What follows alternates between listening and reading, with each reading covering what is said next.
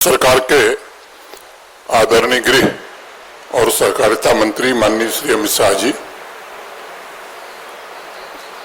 दिल्ली के मंत्री श्री मनजीत सिंह सिरसा जी, जम्मू कश्मीर के वन मंत्री श्री जावेद राणा साहब, विधानसभा में नेता प्रतिपक्ष श्री सुनील शर्मा जी, यहाँ पर उपस्थित भारत सरकार और जम्मू कश्मीर प्रशासन के सभी वरिष्ठ अधिकारीगण,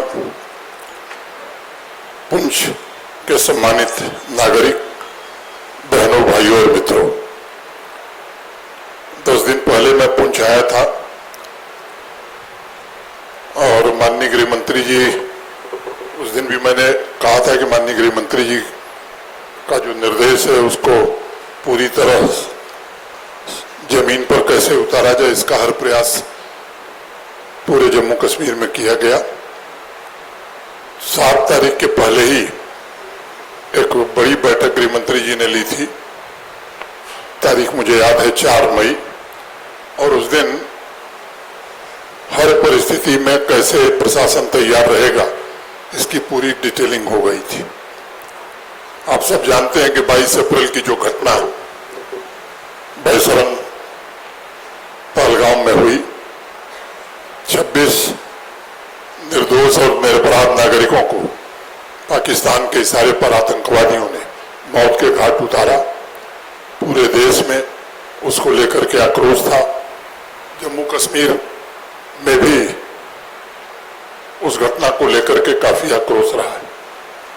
भारत सरकार और आदरणीय प्रधानमंत्री जी ने तय किया कि जो लोग भी इस घटना में शामिल हैं, आतंकवादी और आतंकवादियों को सह देने वाले लोगों को उनके अंजाम तक पहुंचाया जाएगा, और वही कार्रवाई 6-7 मई की रात को भारतीय सेना ने किया।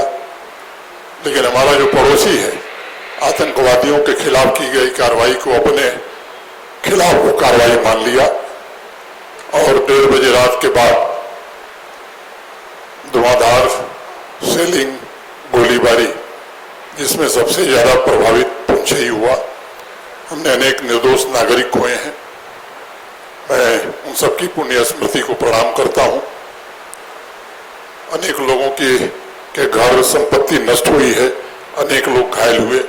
ईश्वर की कृपा से और प्रशासन की मुस्तैदी के कारण जो लोग घायल थे उनका उचित उपचार हुआ, और सभी लोग आज की तारीख में स्वस्थ हैं। आप सब आए हैं, गृह मंत्री जी विस्तार से बताएंगे। मैं केवल 1-2 बात कहना चाहता हूं। जैसा यहाँ के जिलाधिकारी ने बताया, मोटे तौर पर जिन लोगों ने अपने परिजन खोए थे उनको आर्थिक सहायता 6 लाख रुपए गृह मंत्रालय भारत सरकार की ओर से और 10 लाख रुपए जम्मू कश्मीर सरकार की ओर से दे दिए गए हैं। जो घायल थे उन्हें भी 100% जो अनुमन्य सहायता थी वो दे दी गई है। डिजास्टर मैनेजमेंट में जिनके घर को नुकसान हुआ उन्हें भी वो कोई मुआवजा नहीं है, वो केवल सहायता है जो अनुमन्य है। बाकी गृह मंत्री जी बताएंगे, वो भी वितरित कर दी गई है।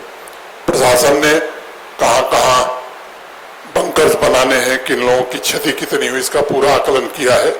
उस पर विस्तार से माननीय गृह मंत्री जी बोलेंगे।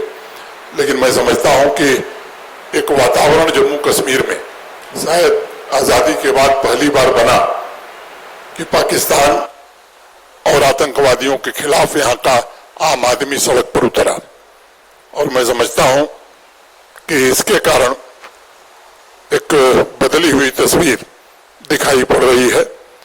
और मैं एक बात और कहना चाहता हूं कि अब किसी को भ्रम नहीं होना चाहिए। पाकिस्तान यहाँ की अर्थव्यवस्था को, यहाँ के पर्यटन को, यहाँ की आवाम को शुरू से निशाना बनाता रहा है।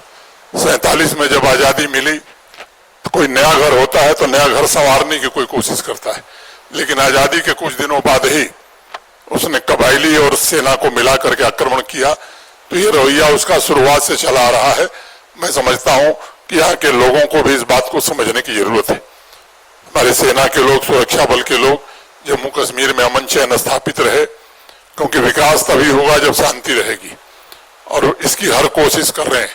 मैं केवल आवाम से निवेदन करना चाहता हूं कि वे तत्व जो हमारे बीच हैं और ऐसे लोगों की मदद करते हैं, मुझे लगता है ये हमारा भी नैतिक दायित्व है कि ऐसे तत्वों की सूचना पुलिस को, सुरक्षा बलों को हम दें ताकि अमन चैन पूरी तरह से कायम हो। मैं आदरणीय गृह मंत्री जी का हृदय से आभारी हूं, वो आपके बीच हैं, पूरी विस्तार से बात कहेंगे। मैं इतनी ही बात कहता हुआ जिन लोगों ने अपने परिजन खोए उन सब के प्रति श्रद्धांजलि अर्पित करता हूं।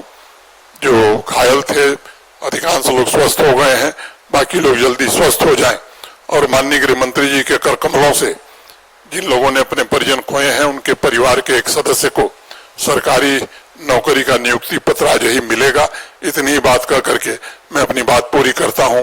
धन्यवाद। जय हिंद।